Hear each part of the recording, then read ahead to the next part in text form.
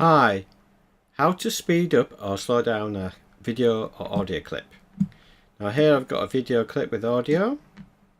Now if I want to speed it up and also retain the pitch of the audio, so for example, it's like so music. now I'm going to start editing it.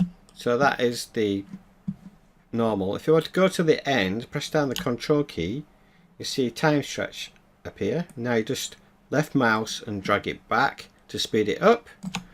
So if I play it back now, So now I'm starting it. Now first of all I'm going to do one quick zoom. but as you can see, the actual pitch hasn't been affected at all. If you wanted to change the pitch, just left mouse on the audio track, right mouse properties.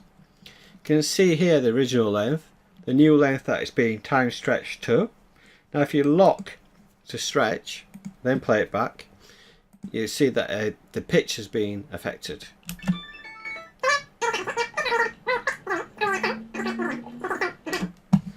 So that is how you speed up. If you want to slow down, you can do exactly the same. Just press Control key and then drag it across to whatever you want, and then you can just play it back. Like that. And then we play it. It retains the audio pitch.